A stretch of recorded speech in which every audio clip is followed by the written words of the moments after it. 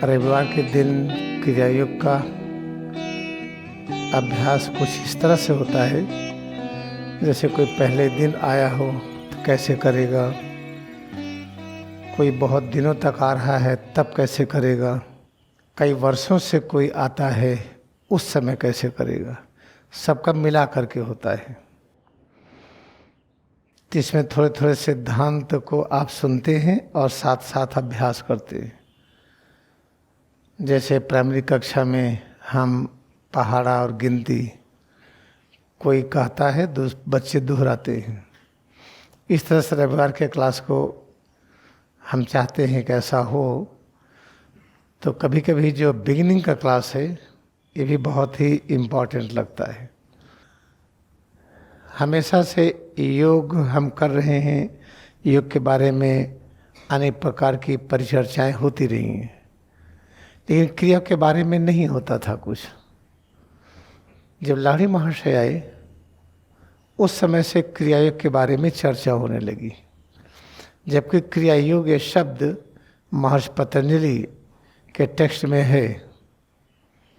जो साधन पाद है, साधन पाद का पहला सूत्र ही है क्रिया योग। क्रिया योग के बारे में कहा गया तपस्वाध्याय ईश्वर प्रणिधानान क्रिया योगा। ये महर्षि पतंजलि के टेक्स्ट से है ये फार्मूला। ये तपस्वाध्याय ईश्वर प्रणिधानान, ये क्रिया योग शब्द महातार बाबा ने दिया, उसी को महर्षि पतंजलि ने ले लिया, उसी को अब प्रयोग किया जा रहा है। तो जो क्रिया योग है प्राचीन काल में इसी को यज्ञ कहते थे। जो वैदिक सभ्यता है उसमें क्रिया योग को यज्ञ के नाम से जाना जाता था। क्योंकि महातार बाबा ने स्वामी तीर्थगृह से कहा था, अपना जो प्राचीन धर्म ग्रंथ है सनातन और फिर पश्चिम का, दोनों को मिला करके एक पुस्तक लिखने के लिए धर्म ग्रंथ, वो होली साइंस। तो इसे होली साइंस में यज्ञ का वर्णन है, क्रिया योग नहीं लिखा है। जब आप इसको आप खोलेंगे तो टेक्निक क्या है, साधन पाद प्रोसीजर में आपको दिखेगा पहला यही तपस्वाध्याय ब्रह्म निधानान यज्ञ। तो प्राचीन काल का जो सनातन धर्म है, यज्ञ के पालन करने से, यज्ञ के संपादित करने से सनातन धर्म की रक्षा होती है। सनातन धर्म क्या है कि हम सनातन हैं, हम पहले भी थे, आज भी हैं, आगे भी रहेंगे। इसको सिद्ध कर लेना। तो कैसे सिद्ध करेंगे? यज्ञ के द्वारा।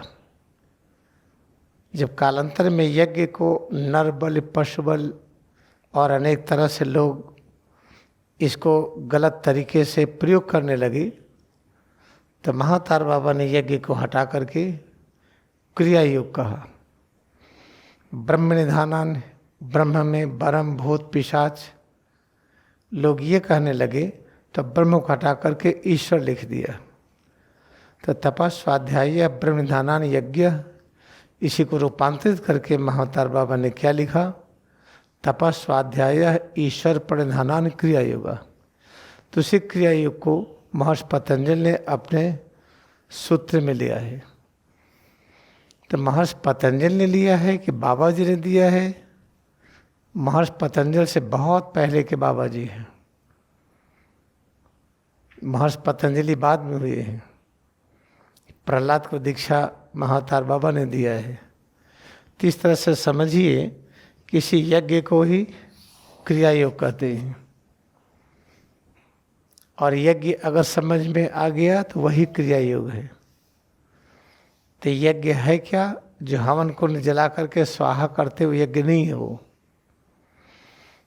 तप, ऐसा तप जो अपना ज्ञान करा दे कि हम कौन हैं, अपना वो ज्ञान जो ब्रह्म का ज्ञान करा दे, इसी को यज्ञ कहते हैं। तपस्वाध्याय ब्रह्म निधानान यज्ञ।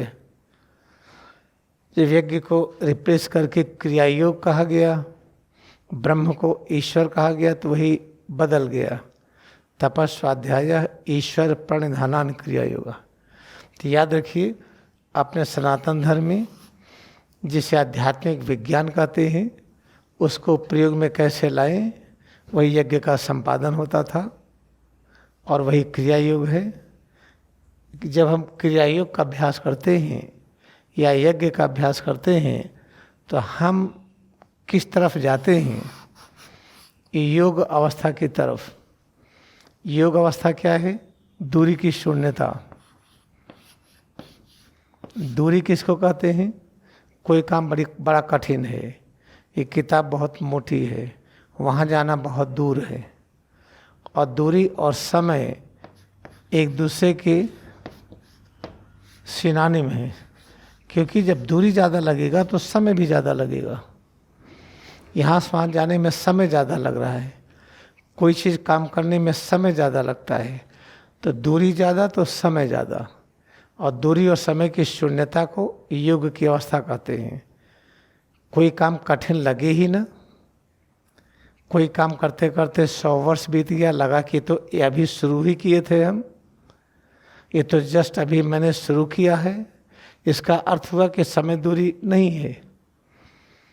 आधे घंटे बैठे रहे, पता चला कि टाइगर के सामने बैठे हैं, अगर हम हिले तो टाइगर हमको खा लेगा, तो आधा घंटा लगेगा, कई वर्ष के बराबर है।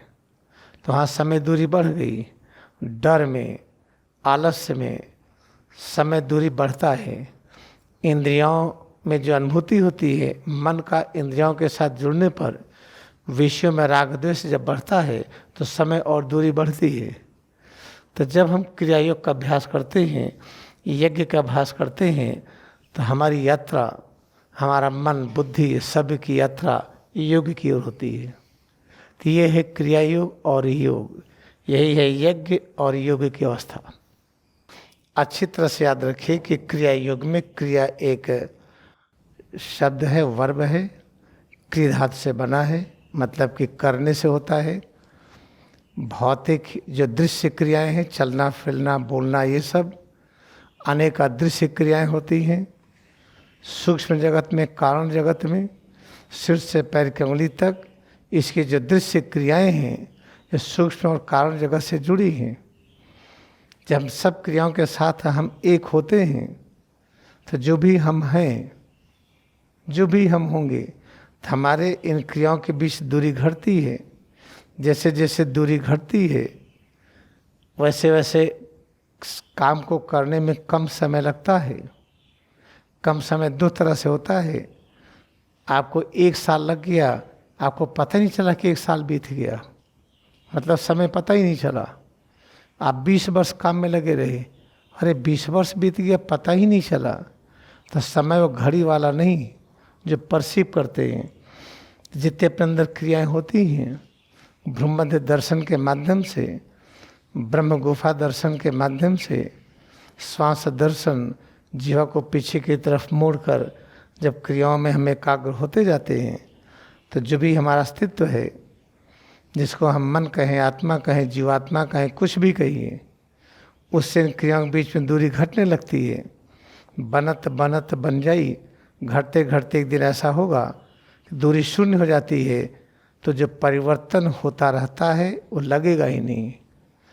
जब आप योगी कथा में पढ़िए, अपने जीजा के मन को बदलने के लिए जब परमहंस योगानंद जाते हैं दक्षिणेश्वर काली मंदिर, तो वहाँ कई घंटे ध्यान करने के बाद उन्होंने लिखा है, जब हाथ ऊपर नीचे कर रहे थे तो वजन नहीं लग रहा था, पैरों के चलने में पैरों का वजन नहीं था, वहाँ का पत्थर जल रहा था, वहाँ पर खड़े थे, पत्थर गर्म नहीं लग रहा था।